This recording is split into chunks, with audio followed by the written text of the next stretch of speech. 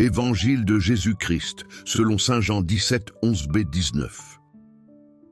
En ce temps-là, les yeux levés au ciel, Jésus priait ainsi. Ô très saint Père, protège-les grâce à ton pouvoir divin, celui que tu m'as accordé, afin qu'ils deviennent un, comme toi et moi sommes un. Pendant que j'étais avec eux, je les protégeais grâce à ton pouvoir divin, celui que tu m'as accordé. Je les ai protégés, et aucun d'eux ne s'est perdu, à part celui qui était voué à se perdre, pour que ce qui est écrit se réalise. Et maintenant, je viens à toi et je suis encore dans le monde en disant cela, afin qu'ils sentent ma joie en eux, une joie entière. Je leur ai donné ta parole et le monde les a haïs, parce qu'ils n'appartiennent pas au monde, tout comme je n'appartiens pas au monde. Je ne te demande pas de les retirer du monde, mais je te prie et te demande de les préserver du mal. Tout comme je n'appartiens pas au monde, ils n'appartiennent pas au monde. Consacre-les en ton nom par la vérité. Ta parole est la vérité. Je les ai envoyés dans le monde comme tu m'as envoyé dans le monde. Et pour leur bien, je me dévoue entièrement à toi, de sorte qu'eux aussi puissent se dévouer entièrement à toi. Acclamons la parole de Dieu.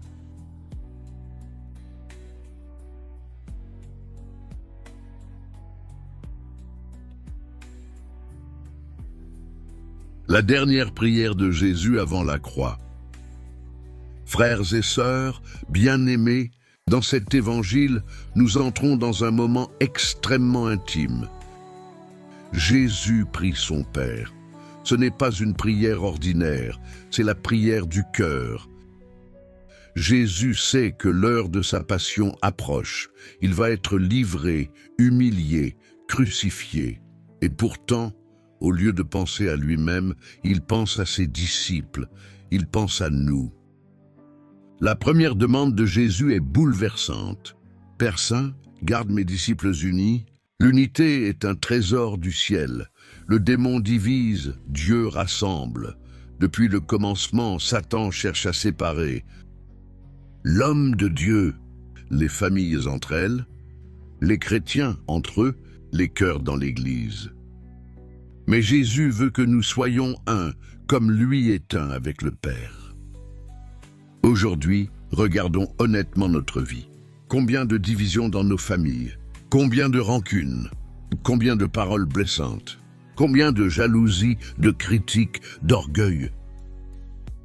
Le Christ nous rappelle que l'unité n'est pas un sentiment, c'est un combat spirituel. Mais Jésus ajoute quelque chose de très important. Je ne prie pas pour que tu les retires du monde.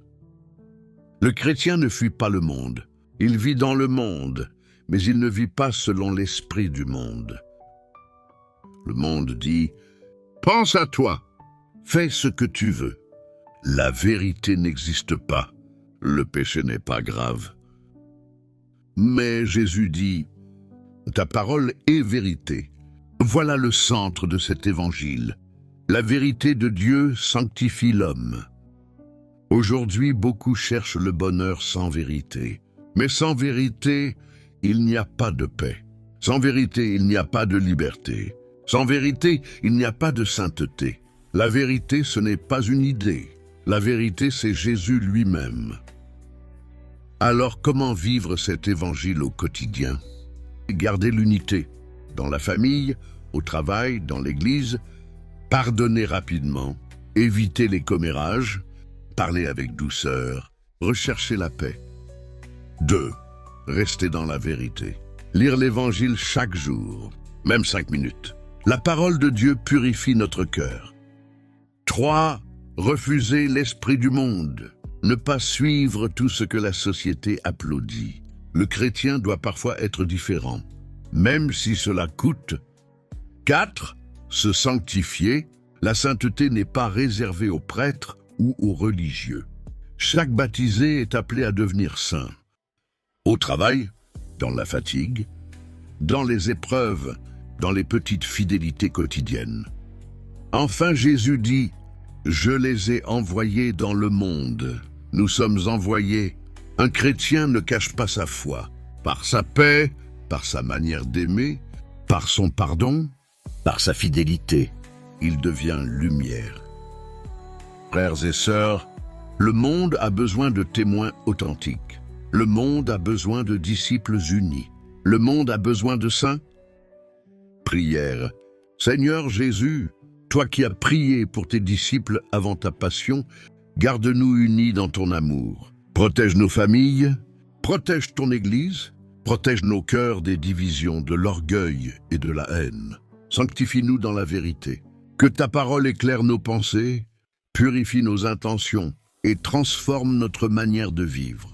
Donne-nous la force de rester fidèles au milieu du monde, sans avoir honte de notre foi. Quand nous tombons, relève-nous. Quand nous doutons, fortifie-nous. Quand nous souffrons, reste près de nous.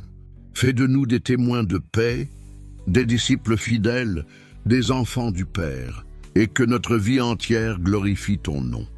Amen.